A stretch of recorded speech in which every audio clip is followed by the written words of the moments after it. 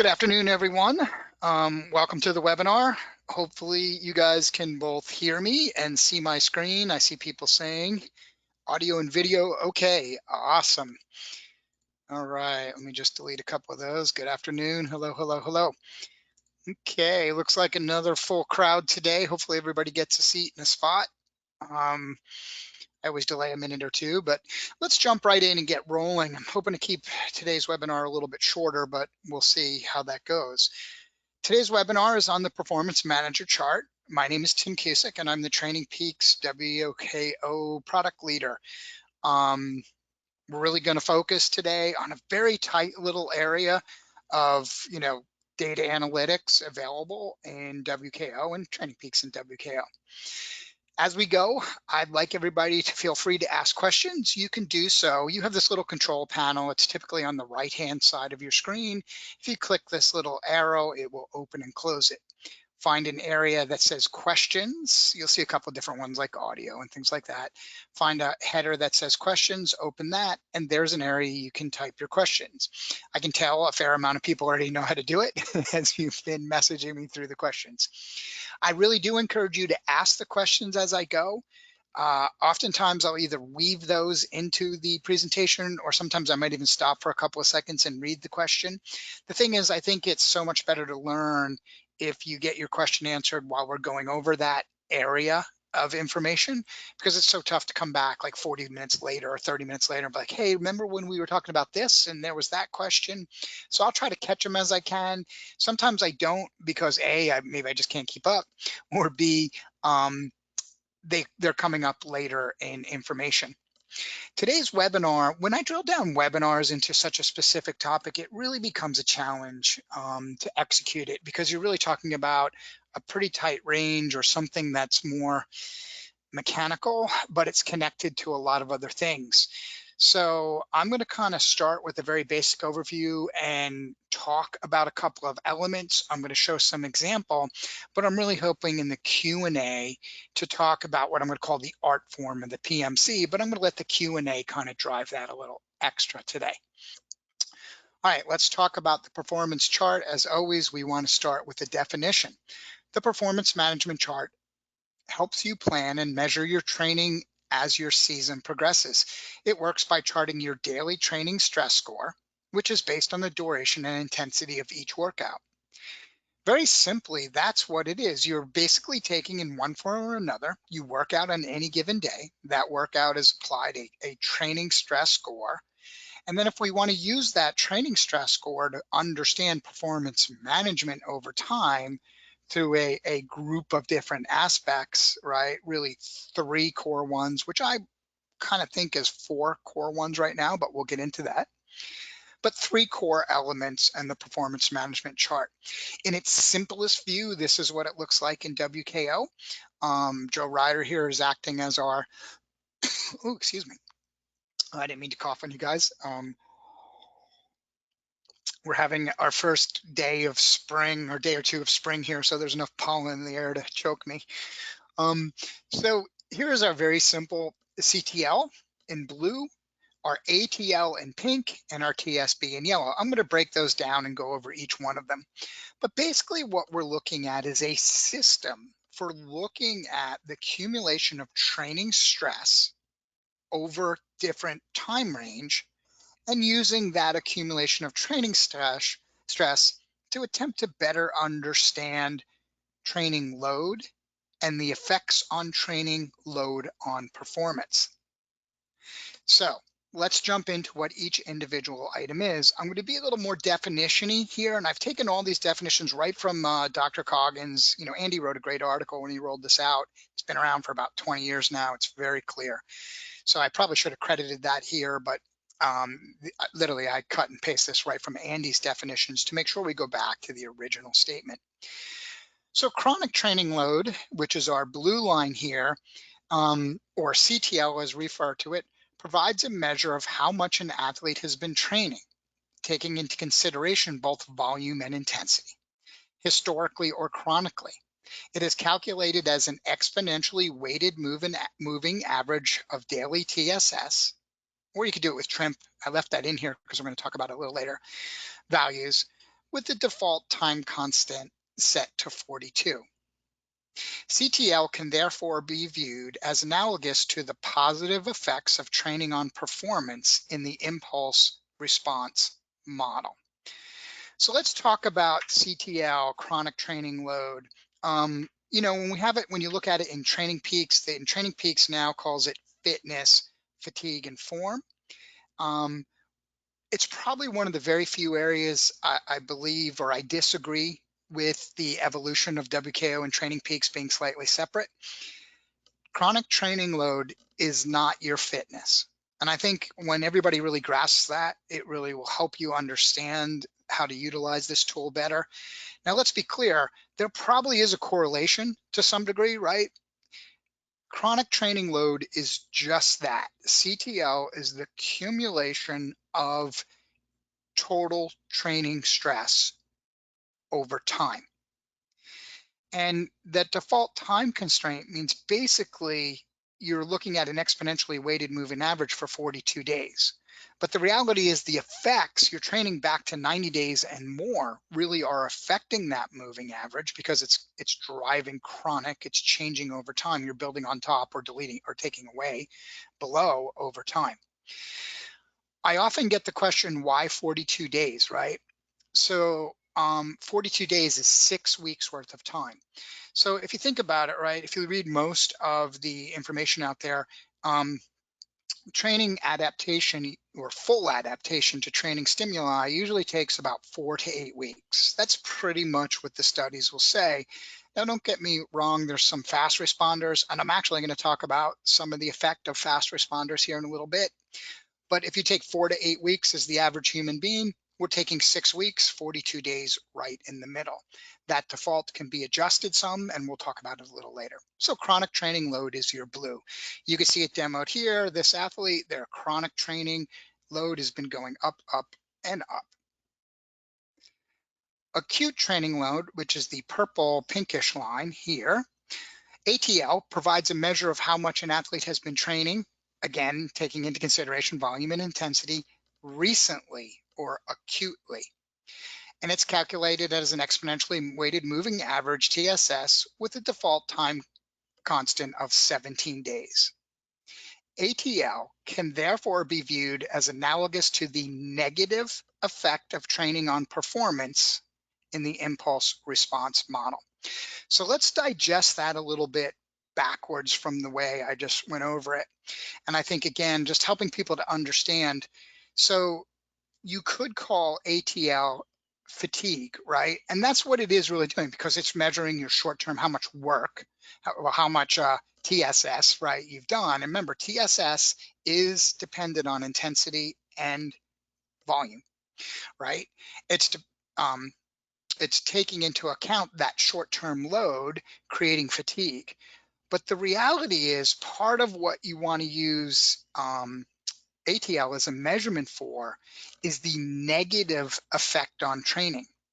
So as we all know, as you train and you increase fatigue within the system, your actual performance might go down. This is really easiest to understand, right? If you have been sitting on the couch for a year, you've been laying there eating potato chips and drinking beer, like you were locked down, right, for a year, and you suddenly jump up one day and you're like, I'm going to go ride 100 miles, and you go out and ride 100 miles. Well, the reality is your fatigue goes way, way up, right? And then on day 2, if you tried to do that same 100 miles in that same time frame, you probably wouldn't even come close, even if you could finish the 100 miles, because now you have all that fatigue in the system, right? So acute training load is giving you a basis and an ability to analyze the effect on fatigue or lack of on performance. It's not just, hey, here's how tired you are. It's the ability to connect that back to performance, which is important. Then finally, we have the yellow, which I reflect, and in the WKO models is often reflected as an up-down bar or area. As you see here, excuse me, while I take a drink. Training stress balance, or TSB, is the name suggests, the difference between CTL and ATL, i.e. TSB equals CTL minus ATL. TSB provides a measure of how much an athlete has been training recently, acutely, compared to how much they have been training historically or chronically. So the reality is just understand what's going on under there, because again, it's pretty impactful on training and training planning. The more you train, the more you can train, right? The more you train, the more you become resistant to fatigue. And the balance between the two um, might have different effects. One, it's mathematically different, but then two, it might have different effects. Again, we're going to talk about that in the art form as we get it further down into that. But basically, those are the three core metrics, right? So one of the things I've been trying to create some simpler visualizations for people here, just like some key elements of what the chart is. So as I said, right, remember this at the building blocks of what we're going to do. CTL is not fitness. There's a correlation without a doubt, but it's not fitness. ATL is a measure of possible change in performance due to fatigue or lack of possible change. So think about it that way. And finally, TSB is not a predictor of performance ability, but an indicator of how fully adapted to training the athlete is. I would probably say, right, a mistake a lot of people make, and be careful when I say mistake, it's my opinion. I should put that slide back in here, you guys. I've spent my time, a lot of my life coaching and learning and whatever. This stuff is my opinion. You should shape your own opinion. And just because I say it or I say I observe this, I have the luxury of observing a tremendous amount of users and athletes. So I make emphatic statements, but please know that those are my opinions and you should vet and test them. So when you look at the yellow here, right, a lot of people just immediately go to the yellow is readiness to perform or some type of form indicator. And again, that's true. There's a correlation to that. But the reality is, if you want to think about it a little deeper, something that's more applied to your training is TSB really is about how fully adapted you are to the training stimuli. Now, we're going to talk about some of the weaknesses of the PMC chart, and one of the core weaknesses, it does not do a good job of understanding training content, meaning it doesn't know if you earned all of that TSS by doing 6 high-intensity workouts a day, or, I'm sorry, 6 high-intensity workouts a week, or riding your bike 6 hours a day, 6 days a week. It doesn't differentiate from that, which will have some specific response. But yet, if you look at this idea of adaptation to training load, TSB is very predictive of that, right? And gives a very good understanding. And in my mind, and I know it's nuance of words, but in my mind, it really helps connect the analytics you need to do to then say, will the athlete perform well? Which is really why we use the word form, right? So just some nuance, but it might challenge some of the ways we get into the art and the questions you ask and we get into this. Now I got a question. I'm going to tackle this right away. In your opinion, do you validate FTP with 20-minute or best 60-minute effort? Do you find athletes who perform full 50 to 60-minute steady state efforts are more reliable PMC charts? Absolutely. I've been talking about this for how many years now? I don't know, 5 years, and there's webinar after webinar on this exact point. Taking 95% of a 20-minute test works for some people pretty well, and it's not a bad estimate. And if it's all you have the time or the mental capability to do, it's not a bad estimate.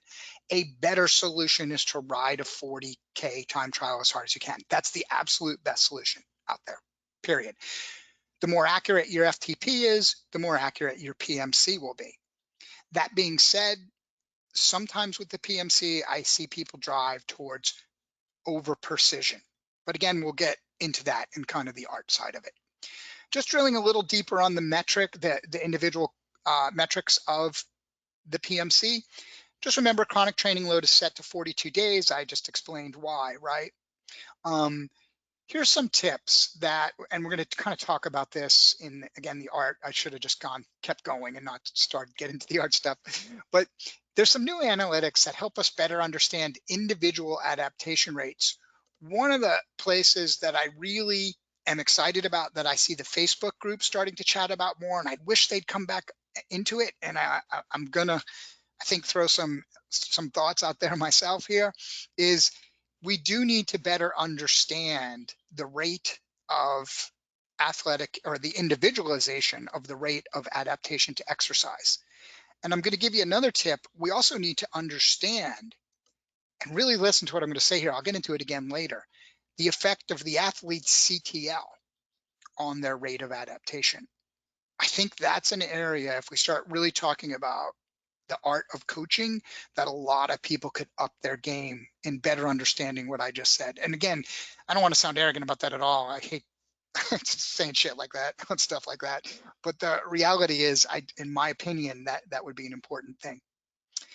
There's also a pretty big effect and things we need to start thinking about, this idea of PMC defaults and like what we're setting at, right?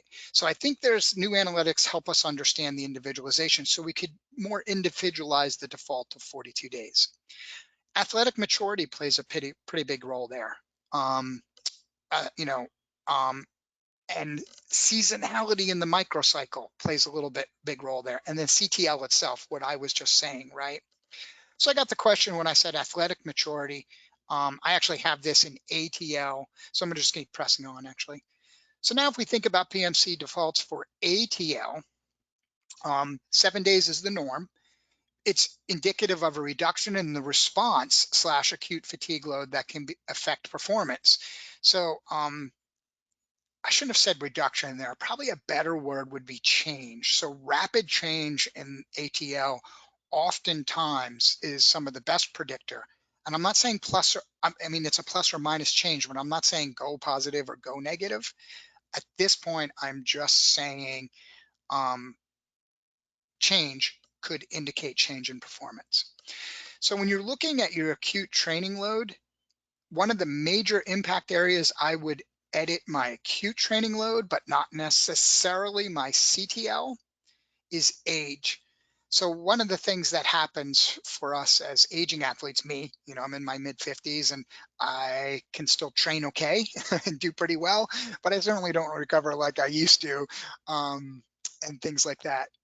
So for me, I begin to increase the default PMC based on the athlete's age and a combination of their athletic maturity. So let's say, man, and this is really an individual answer, but I'm going to give this as an example. And if it goes back to Facebook, like Tim said, do exactly this. I'm not saying that. I'm going to say in general, right? So I might take, like for myself, I run my ATL in a range between 10 and 15, and sometimes in a range between 9 and 12. But here's the thing, and ATL is already taking this into account to some degree, but I find is one, I'm older now, as I just said, so I auto increase I need more rest. It takes me more time to recover from hard workouts. So by using a higher default number, I'm slowing down the recovery or the reduction in ATL as I begin to rest, right? And then two, I find my CTL itself has a big impact on this. So again, I'm using generalization here, everybody. If my CTL is between, let's say, 40 and 70, I'm going to use 12, 13, 14, maybe even 15, depends on if I'm just starting out or what, right? Because I need a little time. At that lower fitness, it takes me even longer. Now, by nature, the PMC is giving credit as the CTL grows, but I need even more at this age. When I get to be like 71 to, I don't know, 100, right? Maybe 105, which doesn't happen much these days in CTL. I'm probably pretty laser focused into that 9 to 12, right? I'm probably pretty focused in the 9 to 12. If for some reason I go over 110, which again doesn't happen much these days, I'm probably right at that 9, because I'm fit enough to deal with the short-term fatigue, because I also have a lot of athletic maturity. I've been training for years. So it should be considered. And this is where it's so hard. I was saying it's hard to kind of talk about the art side of this because everything's related, right? And I hate saying that too in webinars because it's like, well, hey, Tim, just give me an answer. But the reality is that is the answer. It's you got to feel, you got to know what you're seeing in the data. You got to connect back to the athlete's performance. And as a coach, you have to nuance the decision a little bit. Now, when you're younger, if you're 40 and under, and I don't know, it's not a light switch at 40, PMC is just run it straight out. The defaults are excellent starting points, even though I'm going to talk about potentially one reason you might tweak them all. But let me get into that one reason later. Finally, we have training stress balance. And just to steal a quote from Andy about training stress balance, blah, blah, blah. Thus, within the logical constructs of the performance manager, performance depends not only on TSB, but also on CTL. The art of applying the performance manager therefore lies in determining the precise combination of TSB and CTL that results in a maximum performance.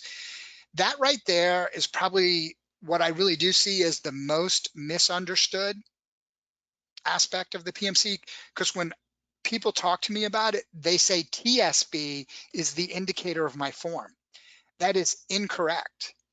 You could have found out like I perform well when my TSB is +5, right? Probably everybody, if you're on this call, you're familiar enough with what I just said. So the reality is, if you're like, wow, I always perform pretty well if I'm +5 or even -5, pick whatever number you want. The reality is that performing well and actually that being a good predictor of performance is going to be dramatically different if your CTL is 50 versus 110. And that's where it's important when we start breaking down some of the analytics here and we start looking at information that will impact how you use a PMC. It's super important to know, right? Think about and put this together. CTL and TSB go together to predict overall performance peaks. ATL is the data set that can throw off that expectation. Now, obviously, ATL and TSB are aligned, but you're really talking about this specific fatigue that the ATL is representing, right? So if you think about that, like separating and grouping them, how you use that data to, because at the end of the day, all you're trying to do with the performance manager is say, how fit am I? Well, actually what you're trying to say is, how well am I adapting to exercise stimuli? And then, am I ready to perform, right? That's where you're going to come. So that's a good background of the basics, right? Now let's talk about, with the emergence of WKL4 and WKL5 and some new metrics, what we have seen. Just to touch on this, and I'm just deleting some questions because I lost track of a bunch. So I got a good question. Let me go back to this. I thought I saw this come by. How do you know you have chosen the correct constant for ATL, CTL? How do you know if that constant is too long or too short? Here's a really technical answer to that question. You really don't, right? And that's why you got to be careful of all the science. Data analytics, right? Data science is really decision science. And you're using your analytics to increase your odds of success in your decision-making process and therefore the results of that decision-making process. We try to use that decision science, that data analytic, right, to be predictive as best we can, but there will be no perfect solution. The best answer is a certain amount of understanding, having understanding and core knowledge of how the system works and the science, blended with experience, blended with understanding of the athletic performance. You'll never escape that, you guys. I think more and more in today's data world, people want the data to be the solution. The data is not the solution. It's an enabler of good decision-making process to increase the odds of success of athletic performance. So how do you know if it's too long or too short? There's some experiment. We'll get into that a little bit more in the art, but I'm going to leave it there. I think I got everybody else's CTL, ATL question down. So let's just jump into more information. Now, as everybody know, and I just stuck this here for a quick thought, anytime you wanted to add information to any chart, Simple click, there's a little down arrow there, you can't see it. Open the configuration, you hit plus to add a data series, you can type in an expression here and name it here. Just a 2-second overview. So when we look at these commonly added items, one of the things that I see a fair amount of people do is add TSS. And as you know, I just ran a poll out there about it. And I was interested to see what would people say, because I have this visual, right? I don't recommend measuring TSS much unless there's a reason you want to track everything. Some people like everything, and like Dean Golich was like this, man, he just shoved everything into one report. And I'd look at it and I'd be like, dude, that's like modern art. And he'd be able to read it. Maybe that's you. Me, I'm a little cleaner. But if you notice here, look at your ATL line and look at the light green line. I use light green for TSS here. Notice they're always going to be highly related. Well, that's because you're seeing the acute, right? The exponentially weighted moving average of 7 days. With 7 days as an average, you're not going to see much variance. Even out to 10, 12 days, you're not going to see much variance. So for me, I don't add TSS because I just think it's a more color, more burden to see the information I want to see. Somebody might, again, I'm not saying do it my way. I'm just giving some thoughts of things you could add, which I generally see added now. The next one is ramp rate. I could have actually reversed those based on the way the poll.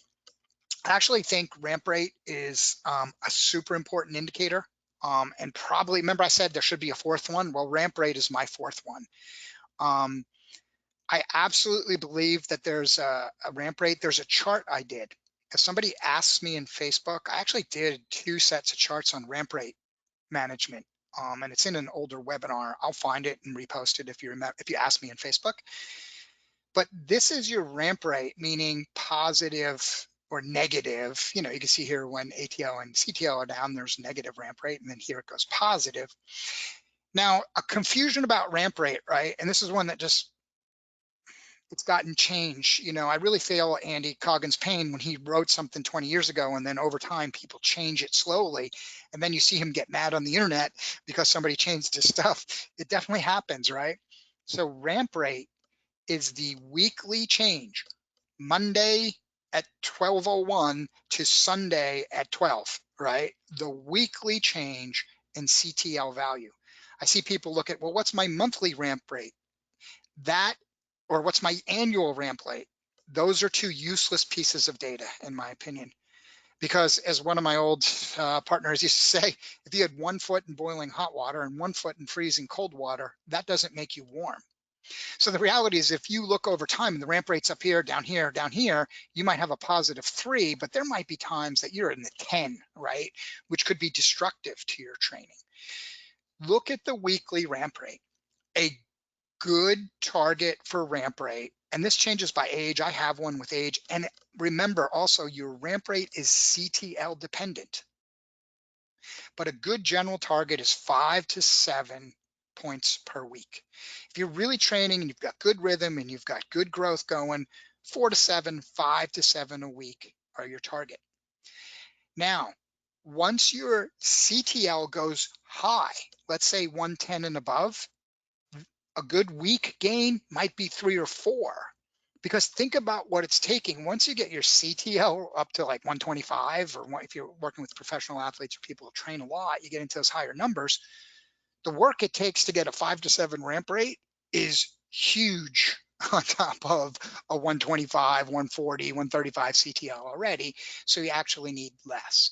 Remind me to post that chart and I'll find it real quick and post it for you if you ask. So 5 to 7 is your norm. On a 1 week overreach, which we're going to talk about that in a little bit, you can do a fair bit more. So when I say 5 to 7, that's your ongoing steady ramp. That's what it should be. And yes, Liam, it's always calculated in your hero bar. Well, it's calculated either Sunday to Monday or Monday to Sunday, based on how you have your settings set for what a week is. But yes, it's always 1 week. So every time you see that number, it's forcing it run week. Is there a ramp rate by age? Absolutely. Ask me for the chart. I should have put it in here. That was stupid of me. But as we get older, we cannot sustain the same ramp rate. So we do start having to pull back on the ramp rate. Because what happens if you're older, right? And I appreciate all the great questions. What happens if you're older? a ramp rate of 7 or 6, you probably can still do the work, but the resulting fatigue is muting the adaptive signal, and you're probably not as adapting to well. You're probably getting the same response to the stimuli if from a 4 ramp rate as from a 6 ramp rate, and you're getting less accumulation of fatigue. So that's smarter training. Yuri, I see your new question. I'm going to sit on that. I'll get into it later. Okay. Thanks, everybody. I'm clicking off questions. Last 2 webinars, as you would think, the webinars have been pretty crowded, so I have a hard time keeping up with the questions. So sorry about the little breaks to click them out. So ramp rate is one I look at and use. It's in all my charts. I left the TSS in the background, but as you can see it, to me, it's not that important. Then we see MMP bests, and of different time frames. I just put 5 minutes in this one just to make the point. I absolutely believe, like ramp rate, that you need some peak tracking in your performance manager chart, because remember, the role of the performance management chart in its basic function is to, one, understand the progression of your training load, right? But more specifically, help you understand that training load, CTL and TSB's effect on performance, and how ATL can mitigate or improve that performance. So, and I typically run on mine. It depends on the athlete and what they're specifically doing, but I might run the 1 minute, 5 minute, 20 minute, 60 minute. I don't know. It's different for every athlete, but I think pretty much everybody here does that. And then we look for visual correlations between, you can even see one here, right? I'm going to get a little deeper into this. I think the same athlete here, we can see, and here you see this athlete was on a plateau. This is a classic pro season. They're just racing too much to train to keep growing, but you see some late peaks in whatever time frame I have here. And then as the athlete gets fitter again, you see some peaks happening here. We'll get a little deeper into that. Next, let's cover a couple of the defaults found in WKO. And then we're just going to get in, and through this default discussion, actually, I'm going to keep answering questions and get into some philosophical discussions. So at its core and most basic element here, we have the basic PMC chart. And this is pretty much what it looks like, right? You just have your CTL. I showed the one above without highlights underneath it, but this is what it would look like as your default chart. That is not the same athlete, similar, but not the same athlete. But you can see here CTL, ATL, TSB. Now, one of the reasons I always show the default, and that a lot of people like to use it, is it actually, if you look at the default, has the ability to show future. So you can see we're here, and it's a little hard to see here actually because the image is more pixelized. We actually go into future TSB, planned ATL, and planned CTL. So if you write an ATP and then translate to training, your training program in Training Peaks, it will sync the forward-looking ones. And as long as you set your time range to look at forward, it will project out your CTL, ATL response. That's a common feature in Training Peaks. It's a common feature with us, but some people don't find that because they're using maybe a different chart or something else. Just know it's out there. Now, this one, let's spark and start a little discussion here, and then I'll probably come back to it to some degree. Reality being, this is the advanced view. I like this advanced view a lot. And one of the reasons is I wrote it, and this was what I was using when we did WKL 5. I was doing this in WKL 4, so understand this is totally biased by my opinion. But what we're doing here, right, you have CTL and ATL, TSB, and ramp rate and peaks, right? So I think everybody's going to grasp that pretty well. But what you also have, and I did this with color overlays, is when we rest a lot, it goes purple. And I call that a transition or a losing fitness period. And that's not always bad, right? You can see here, this athlete, this is a end of season. This is about October. So they're resting off the bike, right? You would expect to see purple there. Um, you could actually see here, this is July and this is October. This is September, October, right? So you see a short rest here, like a mid-season break. But this one, that one's out of place, right? So just using and being able to color code a little bit of that gives you some awareness with an athlete, like, hey, what were we doing there? Looking down, right, when we're in optimal, I'm going to explain what optimal means here in a moment. It's green. Now I'm still doing it TSB by putting the TSB line, but you see green fill. That gives us insight to optimal training load. And we see this athlete doing a fair amount of optimal work, right, in a training load well. Remember, this is training stress balance and gives us insight into how well the athlete is adapting to the training load. When they're doing red areas or the TSB is really negative, right, they're in overload mode. And that doesn't always make all red bad, but it certainly, as a coach, makes you want to pay attention to the red because the red is an indicator that this athlete is probably taking on more work than normal, because that's what it's based on. I'm going to get into that optimal in a moment. It's based on your own history. And you could also see here by the ramp rate of this time period is really high. Look how high that is compared to any other ramp rate. This is an overload. So I can just tell you what this season is. This is a professional World Tour athlete. Um, this is a minor injury. This is a mid-season break. This is a seasonal transition. This is a current mid-season break. You know, obviously the season's a little more odd. There's no World Tour racing, but this is a mid-season break. So you see those transitions. So as the coach, I can look at those and say, man, that's pretty good. We rested when we wanted to. Obviously, this wasn't. But I do see here in hindsight that maybe we were off it a little bit too much between these cycles. The athlete, I can tell you what happens here. And again, I'm kind of jumping around a little bit because just a little opinion, but the athlete was more fit. Their CTL was high, and I was resting them a little too much, like their CTL was lower. I don't, in hindsight, I really didn't want to create that much purple. Maybe even not much at all, right? I just wanted a little bit of positive yellow because it was between cycles and they had a big event here. Here's where World's Championships would occur. So as I've learned here, I don't necessarily want to do that. So then we come into this year and we don't allow it, we break and we don't allow any purple, really good build. You can see the build, we're in optimal zone. You can see each step happening. And then here there's a little peak, right? And then that peak is driven by this high acute training load, a training camp. But then we kind of settle in and flatten down. We don't see us going deep. Well, actually, races started getting canceled. Things happened. Need to rejigger some thoughts.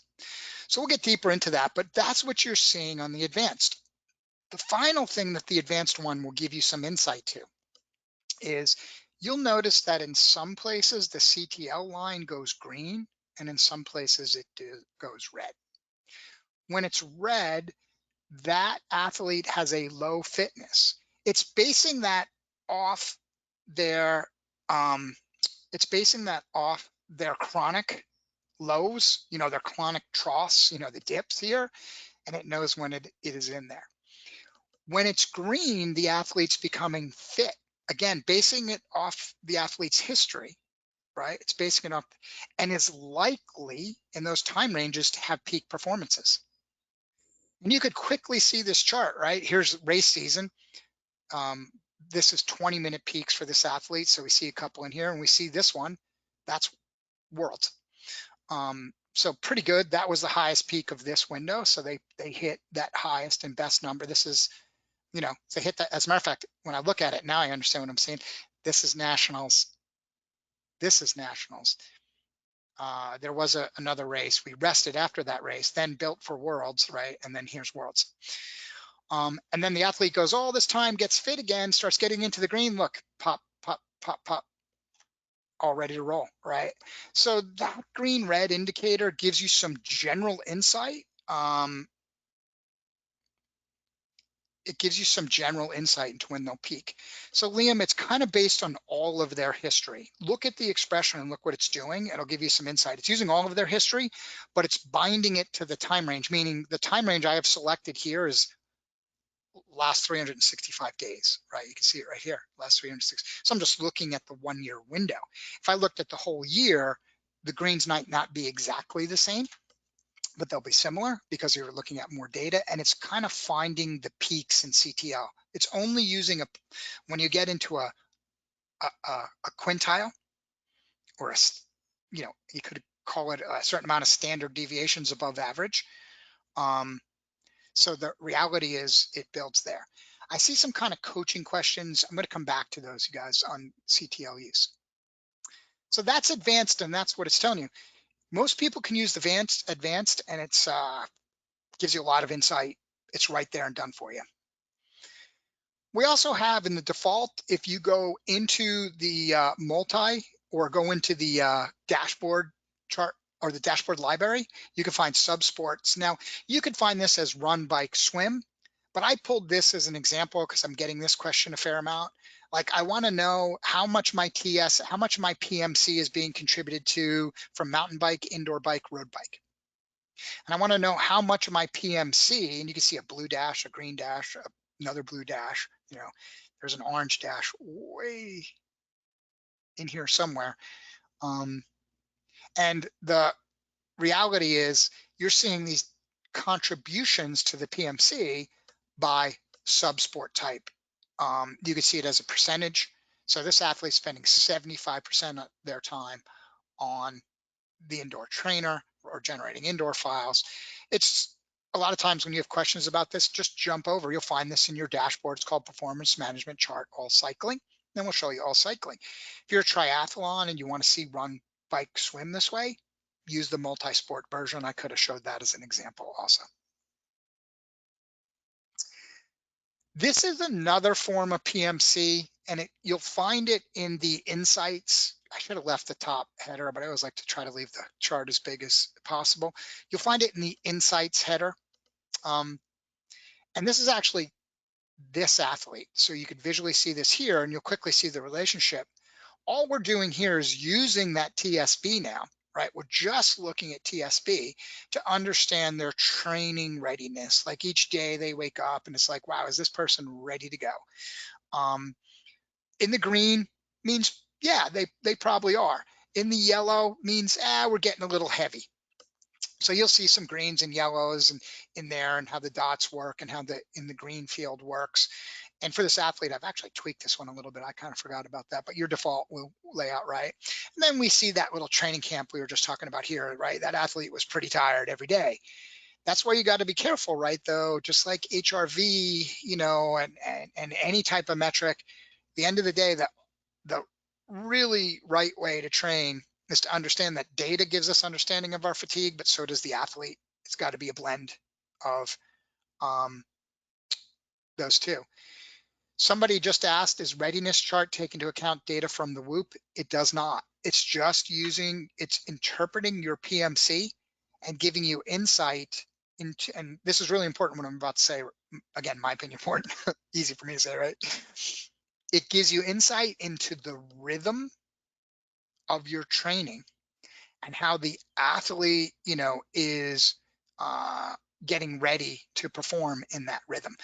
So there's no given way, in all of this, we've generally kept them, and don't be overly precise if this dot's exactly the same as this dot. They're in the right zone.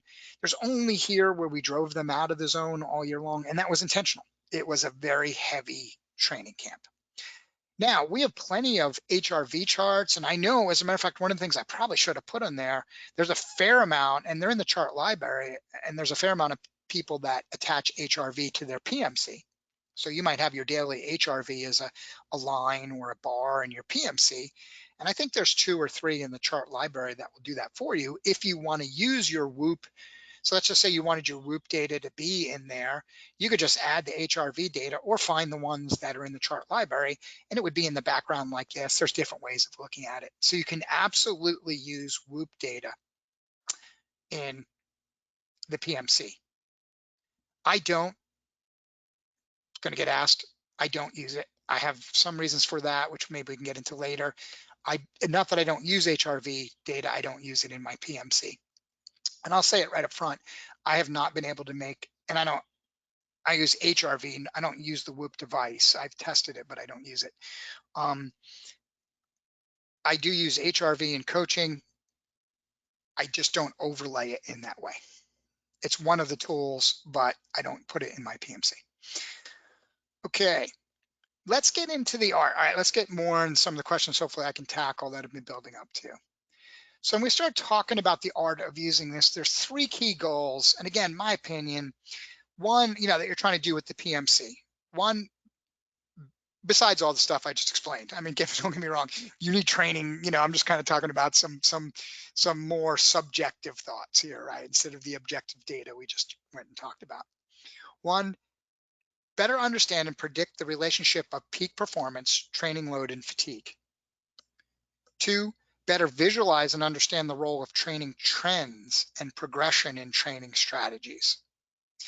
And better understand training limitations and failed strategies. The third one in there, actually the second and third one, but the third one in there, I think that is analysis, that it could be some of the most important. I actually just did it, didn't I? I was showing you where, man, I shouldn't have rested that athlete that much.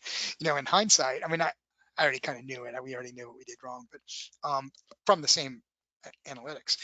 But understanding that that's part of analytics. One things that we get locked in learning is that, oh, that worked. I learned, right? I will tell you right now, if you're patient and willing to spend the time understanding cause or causality, you'll learn more from your failures than you will from your success. So let's dig in these three. Let's start with goal number one, right? Better understand and predict the relationship between peak performance, training load, and fatigue. So I kind of got into it already and the first time I showed this slide, right? But let's just pick it back up.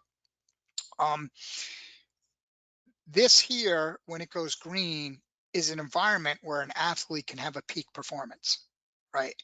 And you see clear, because what it's doing, it's looking at all of your historical data within this 1 year, last 365-day time range. And it's showing when you're at your peak chronic training load. It's showing you when you're getting to a point where you've adapted to the stimuli, right? You've gotten a fair amount of training and you've gotten a fair amount of adaptation in, where you should expect peak performance. This athlete just has a nice convenient show of it, right? We see 20-minute peaks, we see 5-minute peaks here, right? Then we build, goes green, you see one more 20-minute peak. What you're really seeing here, there's been no racing. And you're seeing a group of 5-minute peaks. I'm going to explain why here in a little bit when we start talking about the progress here of training. So understand that that's really what you want to do. In its most simplest view, that's like it. That's simple. I mean, I want to understand at what point is my chronic training load or my TSB going to better help me understand. So this is a chronic training load. Now, you have another chart. This chart I've used for a long time, but probably has fallen out of favor. I don't see anybody talking about it or using it anymore. Excuse me, I'll take a drink of water. And there's actually better and increasing ways to do this. So and that's part of what I'm talking about. People are starting to look at adaptation and some other stuff. It's going to open some doors to some new analytics. And be clear, I'm not saying I know the secret of those analytics. I just know that, man, from a physiological sense, that's something, if we could figure out a way to measure this and measure that, we're going to have some information to really make us smarter, better at this. So what this chart is doing, I didn't put the name in here, shoot. What this chart is doing is it's looking at the average CTL. So it's looking at your CTL over time, right? So this is TSS per day, which is your CTL number, right? Ranging from 0 here, I guess, so 1150 all the way up to 142 there, just because that's where I have the cursor sitting right there. And this is power, right? So this is watts here. This is watts here. So we're going watts and CTL, watts and CTL. What it's doing is crossing watts and MFTP, so modeled FTP, right? And it's looking to show. So every blue dot is the intersection point of the CTL of that day and the modeled FTP of that day. And as you notice, as it gets higher, it moves up. If I could put a trend line in there, a lot of people love to put a trend line in there. It looks, the trend line you can clearly see would look like that, right? But if you look at these green dots, there's the athlete's top 10 and an average of their top 10 performances. So what is this telling us to some degree, once you make sure you get rid of all the mathematical noise, is the athlete's peak training, a lot of these dots up here are in the 150. See here, this is, and I just know from the athlete, it's always hard, you know, to get the, unless I could hover over them, right? But I know these up here, let's see if I could do this. I haven't done any drawing in a long time. These up here are in the 150 range. But at 150, this athlete tends to be in the MFTP of around that range. So they can't test or perform well enough to move MFTP there, right? So what happens is their real peaks happen here. And if you look at the average, I just drew over it, it's about 120. I'm going to stop drawing because I know I'm making a mess. And actually, if I look specifically at the green, all these peak ones, notice these peak ones right around 275 watts. There's almost like a perfect little line. That's like absolutely this athlete's max MFTP, right? Happen between 142, I just happen to know the number, 142 and like 130. So this should jive with what you know about training as a whole, right? You train, create a lot of load, you cut back a little, and then the athlete gets the perfect environment for peak performance or peak threshold. Remember, we're using a model. You could do this with, and there's plenty of charts in WKO that do it. You could do it against 20-minute power, 60-minute power, and look for the same relationship. I just use the model because we know there's a nice, clear way of looking at it. Now, that gives me insight, right? This little, I selected this one so you can see the cross versus the average. Man, that's right around 140, 138, 142. That's where this athlete typically peaks. So now when I'm building a season and I want to repeat that, I mean, think about it. This is a 50-kilogram woman, by the way. When I want to repeat that, look how close those repeats are. This is what I call give your coach a raise, because you're definitely getting back to peak time and time again when you need to be there, right? But to do so, I can know what this range is just by running a simple average or even just visualizing it, right? And then I know where I want them on big race day. So that's what I mean by using data science as decision science. So if this athlete comes to me and says, I need to be peak now, you know, this day, they give me some date in the calendar and I have 16, 20, whatever number of weeks it is to get them there, right? I'm going to say, oh, I need to build them up to 150-ish in CTL, and then let that trend down a little, down to about 140, 140 to 145. Be careful of over precision, but I think you get the point. This line is doing the same for TSB. So bad use of colors here. I bet you guys have a hard time seeing it on GoTo. It tends to blur all the colors. But I can see this athlete, right, is actually top 10 best are when they are pretty rested. So this is an athlete that tends to peak well with a decent taper in the bag. Some athletes don't. You might find some are better at -5. You know, it depends. It really depends on the athlete. But now understand, not only do I know the CTL I need to grow them from the season, I know the CTL I want to target for race day. I also know the TSB. Remember, we'll go back to my original point. It's the combination of CTL and TSB that are best predictors of performance when used together. So now I'm doing everything I can to manage that athlete into that range. And there's only a certain amount of precision you're going to have, right? But I still want to get in that range. You could put this data in your PMC if you want. You can put it as background targets. I've done that before, but it just gets too busy for me. So I always use these two charts together. So when it comes to tackling goal number one, better understand the predict the relationship between peak performance, training load, and fatigue. That's what I'm doing. I have another chart I didn't show all the samples. That is ATL. I use more of a quadrant with ATL. Maybe I should have showed that, but same idea. I'm trying to, but ATL member is going to be the inverse. It's always going to relate this goal. Now here's one I do. I wasn't going to show this, but I tried to fix it real quick so you would see it, right? And here's one of my things I've been using more and more, and I actually like it. It's really cool, but I blew it up fixing it quickly for the show. Because usually I look at it really small, but if you guys saw it really small on the screen, it wouldn't be able to be seen. So I tried to put some height to things so you understand what I'm looking at. So, and I need to work on it next week, and I'll publish it, but I need to, when I say I need to work to make it work, I need Debbie or Kevin to help me. I know what I want to see when it comes to chart building, but I'm not always the greatest. My expression and formula knowledge is pretty good, but my ability to make all the charts exactly expressed as I want isn't great. So what I'm looking at here is PMC, and then this is daily impact score for anaerobic in red, aerobic in blue. Now, when you look at it, right, you might immediately think he's looking at, wow, he's got a lot of 10s. That's not the way I look at anaerobic scores. As a matter of fact, I probably should have put the article in here. What I look at it is high, medium, or low, right? If you remember the training impact score article, you really don't, it's not about, there's no real difference between an 8 and a 9. There's no real difference between a 4 and a 5, right? It really is in the high, medium, low we show in the article. I really should have put that on the screen here.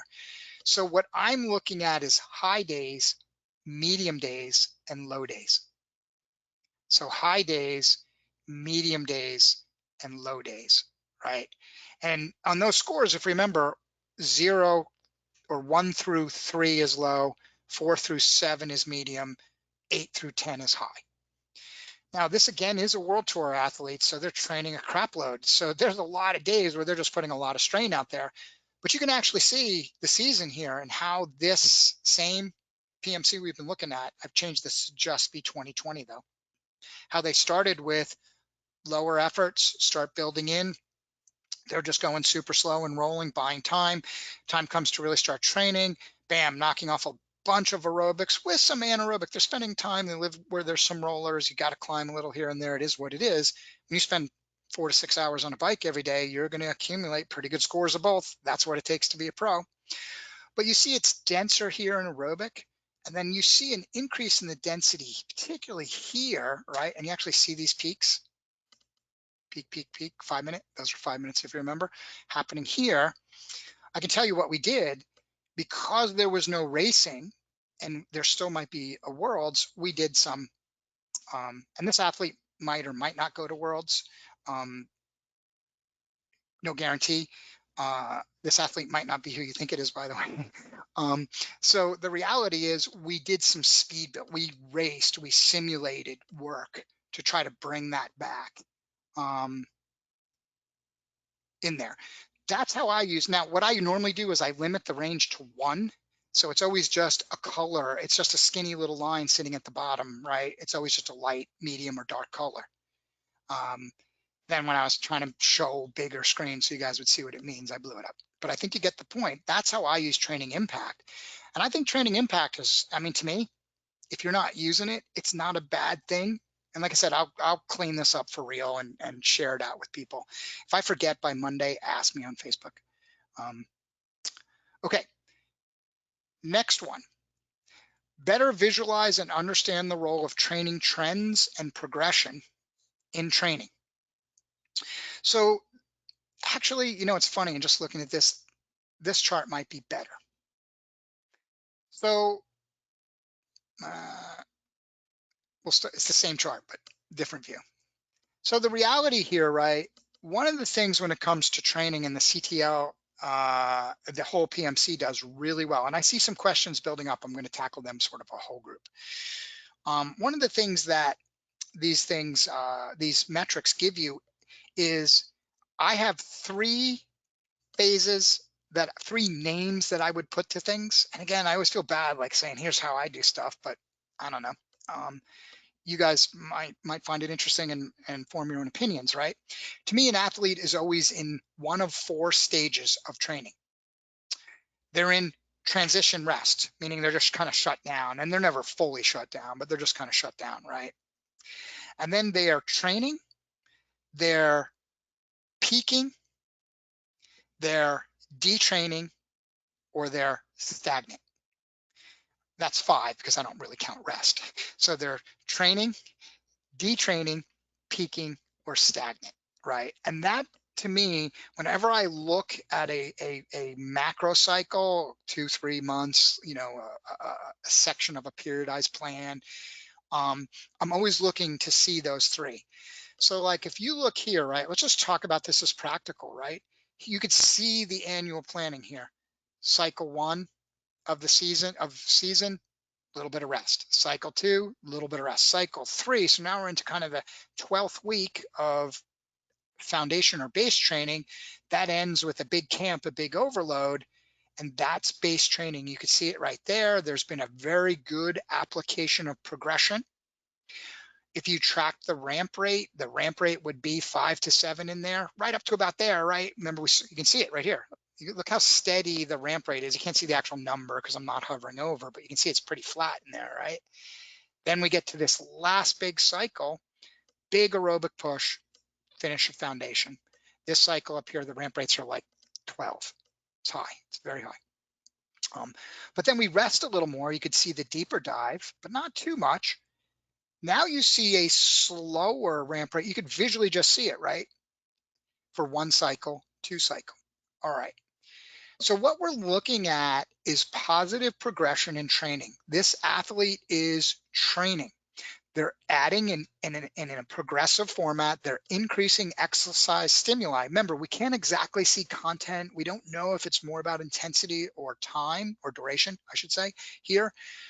But you're seeing like the proper progression of training stimuli. So this athlete in this phase is training, right? And that's a foundation phase. Here, I'll try to take a pen again. That's a foundation phase, and they're training because they're going positive. Then here, I mean, not part of this just because I know, there's been a shift. We actually move into build phase. So we're doing more intensity, but we've got all the aerobic base, right? But so you can't see that in the content, but you can see it here in the context, right? It's still progressive by nature, but because I want the athlete to be able to perform better at high intensity, meaning better on harder workouts, I'm not letting the ATL get super high or their TSB get low. So if you notice, it's a little more control. So we're introducing a little reduction in duration, a very small reduction in duration, and a little more rest. And I know that sounds counterintuitive, but it really is not. So then we do 2 cycles of build. So here you see a good foundation, here you see a build. Then we pretty much say, wow, this season's gone to crap. Nothing is going to go. We do a race simulation block, working on some VO2 max increase and some other things. And we just bang away. There's not and you can see we're not building, we're stagnant. So this is training, this is training, this is the beginning of stagnation, right? Now, this is training stagnation. And now sometimes for a world tour pro, you don't have a choice. You're racing, traveling, whatever, right? So this being that world tour pro, that's absolutely what you're seeing there. Now, a question I see a couple of times and in a fair amount of ways. Let me just get my drawing tool back, right? What about if you're just an everyday Joe athlete, right? And the reality of the everyday Joe athlete, like me, I mean, I fall in this category very clearly. I have about 10 maybe on a good week, 12 hours a week to train. And there's only so high within that limitation I'm going to get my CTL up to. And it's only going to be, uh, whatever I can do in 10 hours, 12 hours a week. Let's say 10 hours because it just makes everything thinking, right? So in that theory, a lot of people say, well, how do I get once I hit kind of my CTL ceiling, how do I get above that, which is in the questions right now? And here's the answer. You don't. You really don't. So you can progress by duration, and it's super important for that athlete with 10 to 12 hours kind of cap that they progress by duration first. So this is a duration build. The athlete's just doing a fair amount of aerobic riding, and let's say they, you can get to about here on 10 hours a week, whatever that. Yours would be much lower, but let's say that, right? Then you can begin to use a certain amount of intensity to escalate that. And the progression, once you get close to your duration time cap, the progression needs to be time in zone. Because by doing higher and higher time in zone, right, you're going to accumulate more TSS. So let's say, you get into this phase and you're doing 90 minutes of tempo a week, and now you're at your 10, 12-hour cap. Well, maybe you want to get that up to 3 hours of tempo a week, maybe even 4 hours of tempo a week, maybe 5 hours of tempo a week. I'm hesitant to say what I'm saying because you also have to rest when it's time to rest and do the appropriate things, right? So I'm just talking in generalizations. You might be just starting out doing, 2 times 15 sweet spot. Well, you got to get that for a total of 30 minutes at sweet spot. We'll get that up to 45 minutes at sweet spot, get that up to an hour at sweet spot, maybe even a little more, right? So first you progress the CTL to the highest it's going to be by duration. Then you add a time and zone. You can get it a little bit higher, but it won't be much, right? It won't be much. Or you're going to end up doing too much intensity, but it won't be much. Once you hit that point, that's what you got.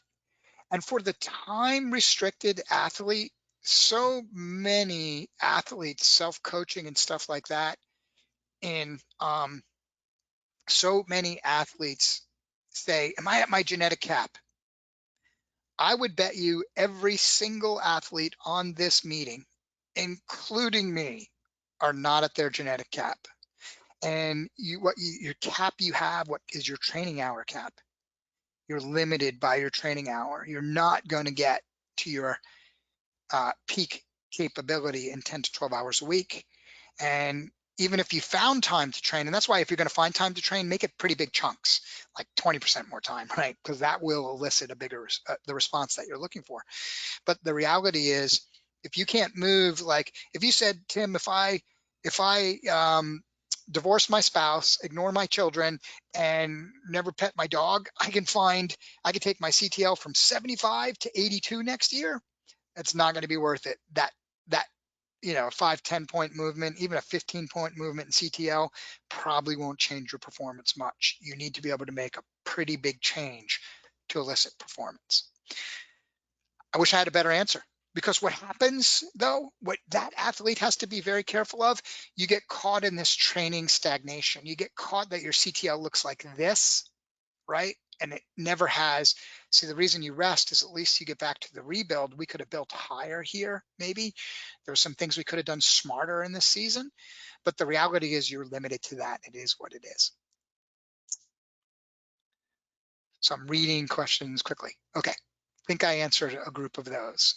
You can ask deeper questions on that. I only have one more slide. So then you can ask deeper questions. I'd be glad to stay on for questions as long as anybody wants. Goal 3, better understand training limitations and failed strategies. So this is funny. I'm going to use the athlete's name here because it'll kind of give you insight into what it is. So I'm going to show this. This is an athlete I coach who is very successful, right? But I guarantee everybody here is looking at this athlete's PMC, because this is the last 365 days, and saying, really? What am I looking at? You have this weird decline, then you have these total overload, like total in the deep red, and this one that's just insane. I mean, if you look at it here, That TSB, if I remember right, was like negative 172, not a typo. I think that's what it was, right? It was right around 170, right? And then you just see all kinds of weirdness in their CTL and stuff like that. So one of the things that you have to understand is that athletes do have training limitations. Sometimes they're physiological, sometimes they're time cap. We just discussed that, right? Most times they're time cap. We just discussed that. Sometimes they're physiological. Maybe there's an injury or something that stops them for training. And a lot of Paralympian coaches and self-coached athletes deal with that type of stuff that really can change how a PMC works for you. But sometimes it's the event itself. So this is Rebecca Rausch. Rebecca doesn't train, as much as you might think. She's very time constrained in her training. So you see here a lot of red in her indicator, particularly over the last year or two. She kind of stopped training for a while, then got back in shape a little, and then decided to start getting back in the race game. So, but the reality is she's doing some ultra endurance events. So we're really trying to build here, and she's very limited in time in her training. We build, right? And then we have, this is the ITI.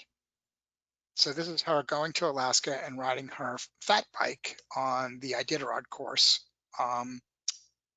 fastest overall time. She goes to the ITI.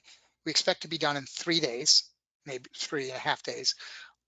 Weather is horrific, snow, lots of snow, lots of wind, craziness. It takes her 7+.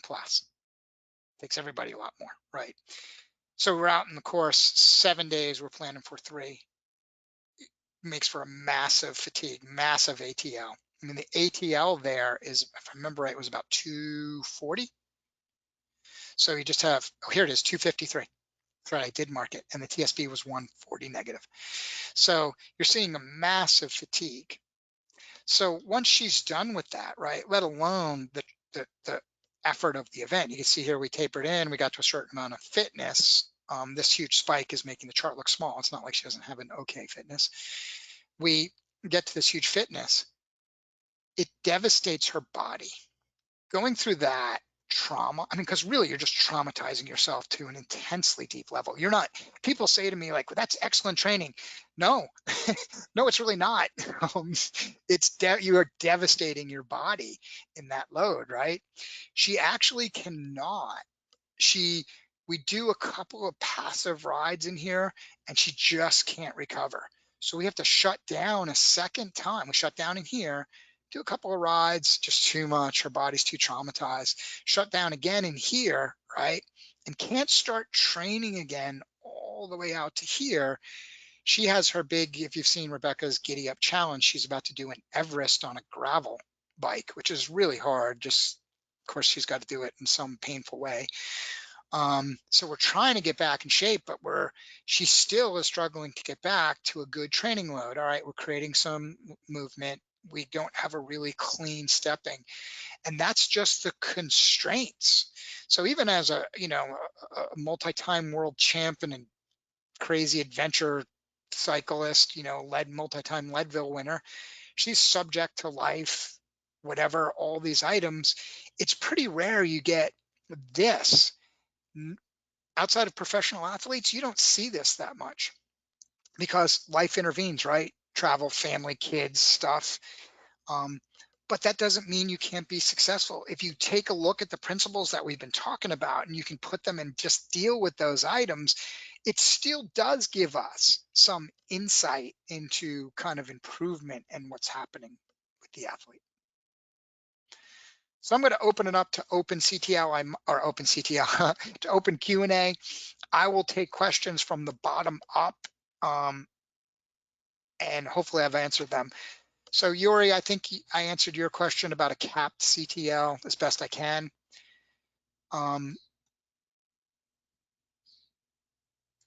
If I miss your question, let me know. Liam, about the green and the red in this being on the history. Hopefully I explained that. It's the overall history.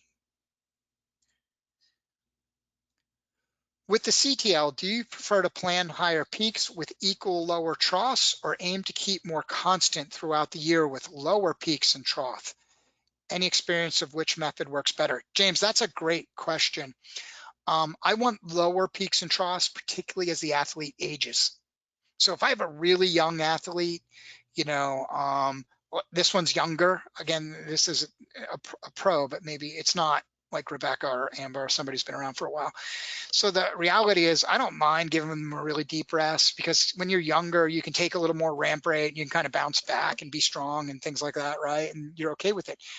As we age though, the cost of rebuilding is overshadows the rest. So the reality is for as the athlete matures in age, like they're just getting older, I don't want bigger variations. I'm not going to rest as long in here because even though you're going to say, yeah, they're more rested if they lose all of this, they're really rested and ready to go. But the reality is to build back up to here is a lot of work. By the time they get here, the fatigue is going to be higher than if they only would have let it, the CTL drop to about here and then built up at a more comfortable, sustained, steady ramp rate. So younger athletes, I don't mind the greater, more consistent, little, deeper rests, a little more drop. As they mature, you got to be careful how much you lose in there because the cost of gaining it back is high. Hopefully that answers your question.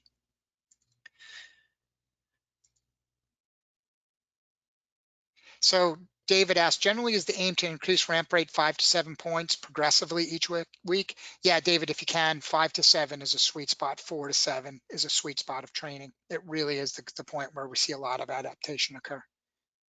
More, you're getting a little too much fatigue. Less, you're not getting enough stimuli.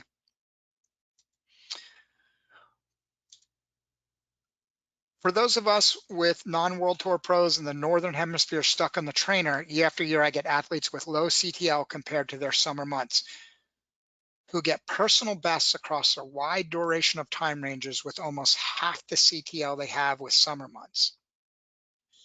You mentioned in the beginning that the CTL is not fitness. I agree. What is an opinion on chasing high or optimal CTL using MFTP? Yeah, Yuri, that's a pretty good question. As we perform in different venues, right? I was just having this discussion. Actually, I was telling somebody on Facebook, I'm kind of tracking a bunch of data. I'm really thinking about this impact of high inertia trainers, big flywheel trainers.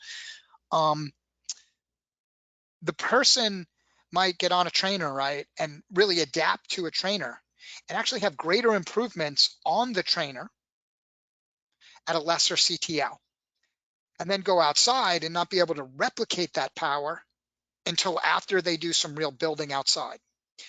And the term there, the problem is, I don't want to get too deeply into here, it's this idea of neuromuscular manipulation, right? You got to remember that performance is a combination of things. It's not just fitness, right? Fitness, and it's not just form. It's systems operating together. You have a cardiovascular system, you have an endocrine system, you have a muscular system, right? And they all have to work together. I'm seeing, particularly now, it'll be interesting once we kind of crunch all this indoor data, that I'm seeing people that are hyper adapting to indoor training and actually producing more watts than they can produce outdoors. And I would hypothesize, even though I'm going to leave it as a teaser, that some of that, and I think we'll learn a lot of that, has to do with the new world of smart trainers that are heavy flywheel to make great road feel. Their introduction versus the old mag and fluid and CompuTrainer approach. I think if we can study that, and there's no guarantee we can, you're going to see that there's some effects of what's happening in neuromuscular manipulation on those trainers. Now, the reason to say that in CTL is CTL, that's exactly why it's not necessarily fitness, it's just the training load. So the question was, but sometimes the athlete could have half the CTL indoors and hit those numbers. CTL is just training load, not content. And maybe the content for that athlete being on a trainer, on that particular trainer, assuming it's reading correctly, right? Assuming you have a normalized power solution, meaning you could test it by using your outdoor bike's power meter on your indoor trainer. It could simply then be the content of the training, which is more impactful for that athlete. That's why there is no perfect science here. You have to have the art being able to understand those items. Best answer I can give. Why is my CTL and training peaks lower than my CTL and WKO5? Marco, that's typically because FTPs do not match. You have to set your FTP and WKO and training peaks independently.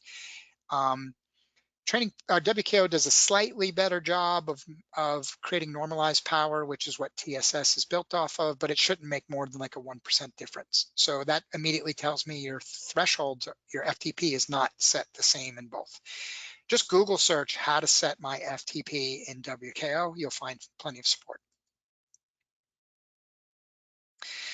John, the CTL line changes color by fitness level. Is this fed from the hero bar set points of CTL?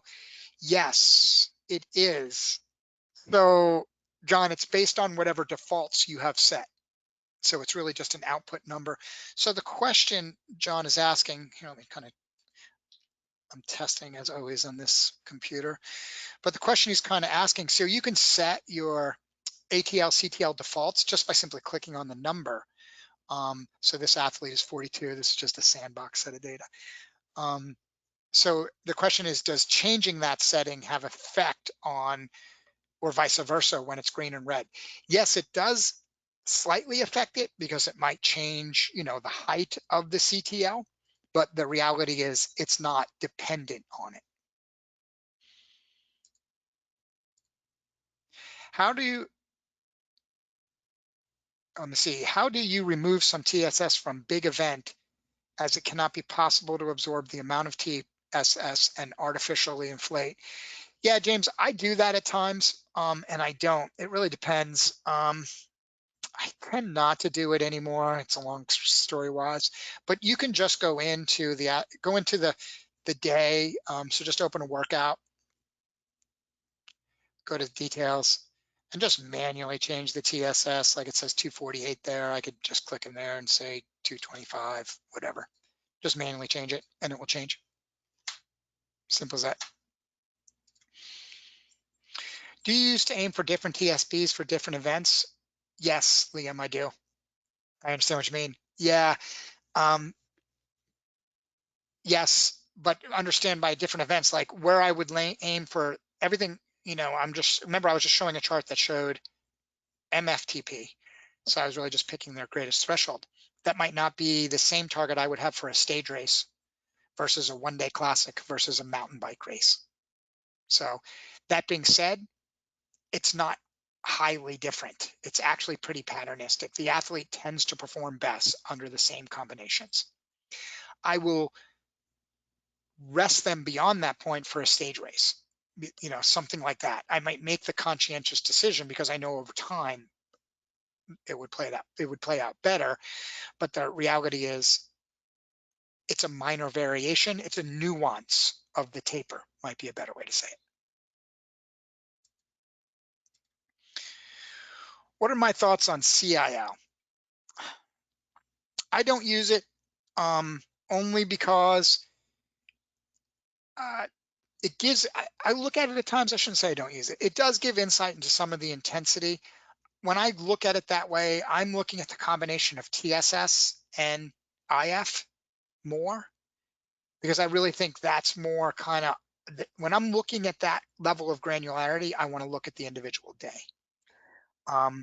I find, just like I showed the one chart, right, that had the TSS in the background, that, there's a certain amount of noise that comes in there, and that looking at the intensity can be a little more misleading.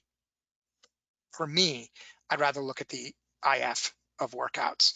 I am a full-time coach though. Not everybody here might be a full-time coach, so you're not looking at kind of every workout every day. So I would think that CIL, or chronic intensity load, could give insights to that over time. So I'm not against it either. I just have never found it something that flows into my workflow very well. Earlier, I asked about the HRV. I work with some development U23 domestic elite level athletes. What metric do you use with your athletes if you can share a measure in a more accurate way of those limitations and life TSS?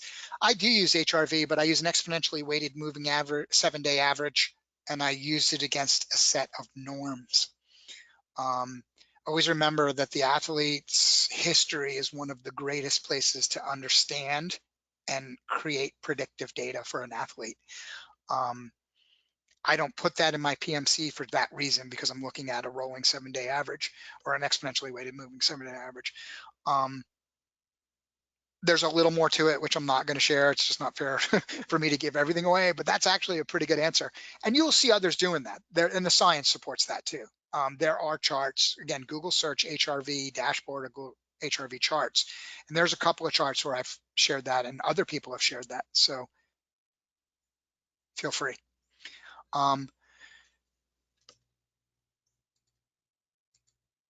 If CTL ceiling is constrained by training hours, increasing time and zone, could you use CIL as a driver for trainer? David, you could. Again, I don't use it. You know, it's funny. I use an old school metric, and I just saw somebody did a study and a write-up article on it. I divide TSS by hours, by duration. And I want to know what the average TSS per hour of the athlete is. You know what? That goes way back, like way back to the old days before there was a PMC. So, and you know what, to me, I'm not saying it's the most effective, but because it's in my workflow, certain habits you just can't break. Like I still look at work, right? People laugh at me, like I say things in kilojoules, and people are like, what the hell's a kilojoule? But you know, it works for me. I think it would be indicative. Your point is accurate. The metric I would be for you. You really, what happens is you just got to be careful that you don't bring in enough intensity to put the athlete, push them over the edge and they start detraining. The other thing I would do with a stagnant athlete is they're the hardest to convince to like rest a little deeper every once in a while. Like if you're using 4-week cycles, right, and you're doing kind of 3 weeks on and a half a week off kind of deal, every 3 cycles, have them take almost like the full week off. They'll be better for it because they reset the progression and the body wants the trend. Of all the exercise principles that are important to me, specificity and progression are the 2 key ones. And progression is absolutely important to maintain throughout. And then final question, why is ramp rate metric points and not expressed as a percent? It seems like it would be similar. James, the ramp rate is just simply the numerical change. So if you had 100 TSS on Sunday night and then, I'm sorry, on Monday morning, and then Sunday night at 12, you had 105, your ramp rate is 5. I've seen some people do percentages of it, but we just have always used the raw number. You could easily do it, right? But what's the basis? So the ramp rate, because it's a cumulative number of CTL, it's already taking into account the starting CTL point just by nature of what it is. So I'm not sure the percentage would give you a whole lot better answer. I think it is important to maintain that 5 to 7 number. I really should have put that chart in there for aging and different uses for CTL, but I will post it on Facebook. I'll post it in this webinar link. All right, I have no more questions. Thanks everybody. Oh, wait, off topic. Again, I said I'd stay, so I'll answer them. I don't care. You guys, if anybody doesn't want to hear all these last questions, you can drop off. Off topic, but maybe I can sneak this in. Yuri, you got it in. When looking at optimized intervals in the Pmax FRC duration, some athletes throw a combination of sitting and standing in their intervals. Some athletes can get extremely high 1-minute power numbers because they're standing for almost the entire duration. These numbers are not possible to hit sitting down. Any insight into address this other than having 2 separate tests? Yeah, I don't have good, it's a great point, right? It really is a great point. I actually know an athlete or two who can make more power seated. This goes back into something that I think is got to be a big discussion point. I've used the term now a couple of times because people are starting to talk about this more and more. This idea of neuromuscular manipulation, right? So you can train, build, fitness, progress, all the things, but there still is a neuromuscular mechanism going on. You have rate coding, if you're familiar with the term, and all of these other things that have coordination, right? Which is all part of that. So you have these things coming. I would think um, one of the areas I really want to write some good articles and do some work on, I've just been trying to find time, and slowly my schedule is opening up more and more, is this idea of neuromuscular manipulation and improving athletic performance. Because Yuri, the way I would answer your question first, just as a coach, like just a gut response is, um, that number should be pretty close. If it's a pretty big gap, they're standing 1 minute and seated 1 minute, what can we do to make that number closer? Right? That might be more the question as a coach that you want to start with if the athlete is required to perform, let's say in road races or mountain bike racing, because the reality is they're going to need to make more power seated. So if we know they can make X amount of watts standing, that's their max, right? So the reality is seated then becomes sub limb or sub max number. So the diagnostic role you should have as the coach is to try to find out why and see if you can close the gap. And I know that's an oversimplification because that's not an easy problem. I'm one of those athletes. I naturally make more power when I stand, right? Mm, But I've worked on it a fair amount in the past, and I can absolutely tell you I'm stronger when I work on closing that gap. Now, if you want the optimized target, you'd have to test both, but I would probably just use your measurable gap. Meaning, if you knew the gap was 20 watts, just tell the athlete, I want you to stay seated and do 20 watts less. Let's say the target was 500 watts, target them at 480 type of deal. And that's the art, right? You're using the science to make a better decision. The science said go out and do an optimized interval. The athlete did the optimized interval. They hit the watts when they were standing. Okay, good. Optimized, good targeting, right number.